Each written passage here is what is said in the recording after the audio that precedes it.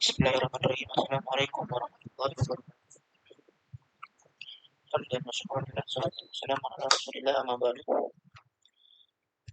Yang terhormat kepada Bapak Anggi Setia Nugraha selaku pengampu mata kuliah Ummul Quran dan teman-temanku yang saya sayangi dan saya banggakan dan insya Allah selalu mendapat ridho oleh Allah Subhanahu wa taala. Baiklah, saya di sini selaku moderator yang akan memandu acara kegiatan presentasi dari kelompok kami, yakni kelompok 13 yang terdiri dari Aji Ahmad Aminuddin, Aisyah Setiawati, dan Aprianingsih. Pada kali ini kami akan presentasi mata kuliah Ummul Quran yang berjudul Kemukjizatan Al-Quran.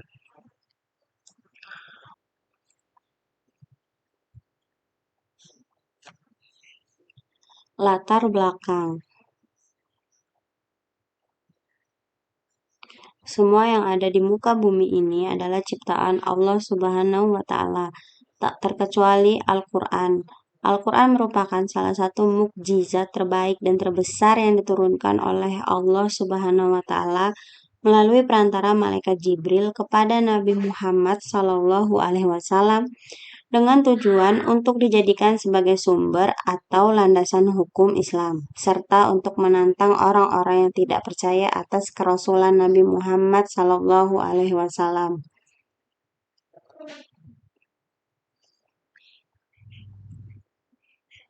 Tujuan penulisan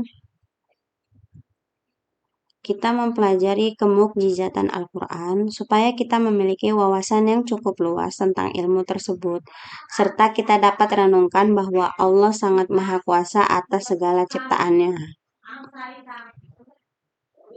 Pengertian mukjizat, yaitu secara etimologi atau bahasa. Mukjizat berasal dari kata akjaza, dari yang bermakna melemahkan atau menetapkan kelemahan. Sedangkan ikjaza atau kemukjizatan adalah ketidakmampuan seseorang melakukan sesuatu. Kemudian pengertian mukjizat menurut istilah ialah sesuatu yang luar biasa yang terjadi pada diri Nabi dan Rasul Allah Subhanahu wa taala dalam rangka untuk membuktikan bahwa dirinya adalah Nabi dan Rasul. Pengertian Al-Quran ditinjau dari segi bahasa. Al-Quran berasal dari bahasa Arab, yakni dari kata atau qura'a yaqra'u Qur'anan, yang mengandung arti bacaan atau sesuatu yang dibaca berulang-ulang. Yang kedua, pengertian Al-Quran ditinjau dari segi istilah. Al-Quran berarti kalam Allah Subhanahu wa taala yang diturunkan kepada Nabi Muhammad SAW sebagai mukjizat dan disampaikan dengan jalan mutawatir melalui perantara malaikat Jibril. Kemudian ada 4 fungsi Al-Quran. Yang pertama yaitu Al-Huda yang artinya petunjuk. Yang kedua Al-Furqan yang artinya pembeda. Yang ketiga sumber pokok dari ajaran Islam. Yang keempat As-Sifa yang artinya obat. Kemudian bagian dari kemukjizatan Al-Quran dari berbagai aspek. Yang pertama yaitu dari segi kebahasaan, yaitu kemukjizatan Al-Quran ini ditegaskan oleh di dalam Quran surat Al-Isra ayat 88 yang artinya katakanlah sesungguhnya manusia dan jin berkumpul untuk membuat yang serupa Al-Quran ini, niscaya mereka tidak akan dapat membuat yang serupa dengan dia, sekalipun sebagian mereka menjadi pembantu bagi sebagian yang lain. Yang kedua dari segi kandungan pemberitaannya, yaitu yang pertama pemberitaan kasih masa lalu, pemberitaan peristiwa yang akan terjadi masa yang akan datang, berita tentang hal-hal yang baik.